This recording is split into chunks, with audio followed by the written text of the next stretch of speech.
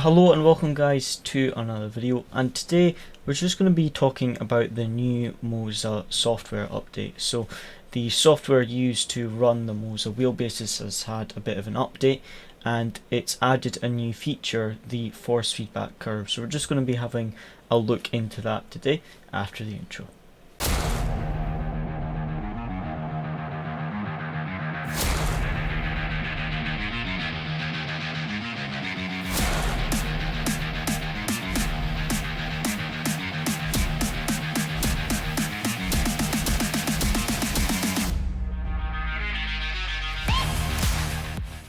So after the update, as you can see, we are currently using our Moza GS wheel with our Moza R9 wheelbase.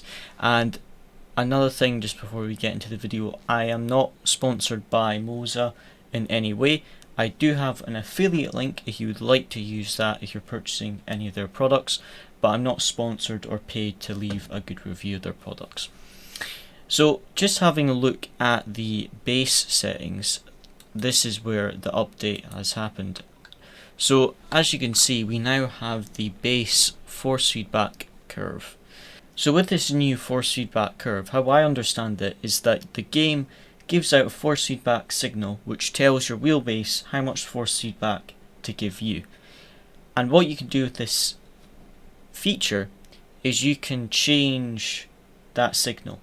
So you can ask the wheelbase to give you more than what the game's asked, or less than what the game has asked. That's how I understand it. So I've tested all the different presets and tried it.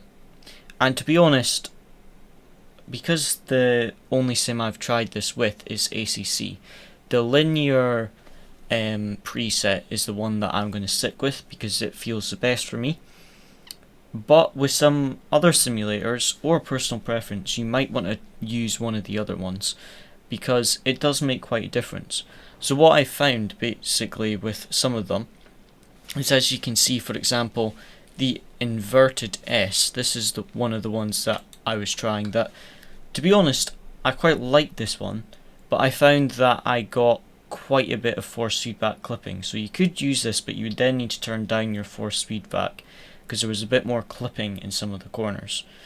So with this one, as you can see, it says enhanced variation in base force feedback in the front and tail section, weakened variation in base force feedback in the middle section.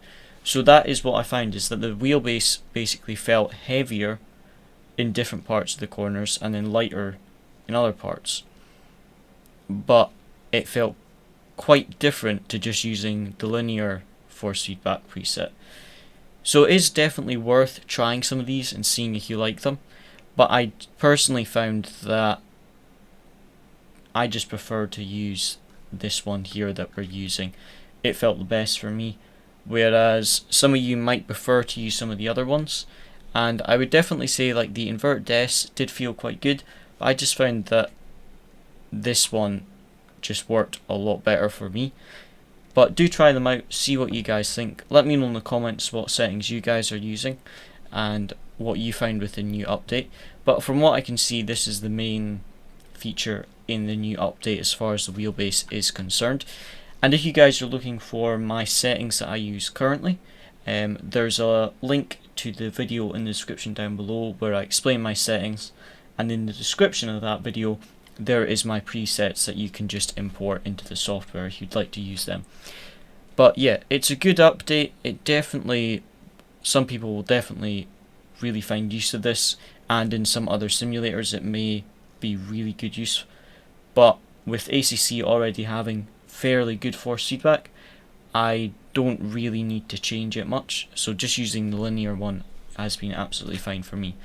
But for today's video, that is all. It's a bit of a short one, but I was asked by a few of you if I had tried the new force feedback curve, so I thought I would just make a little video about it. But as always guys, big thank you for watching, hope you enjoyed, and see you again next time.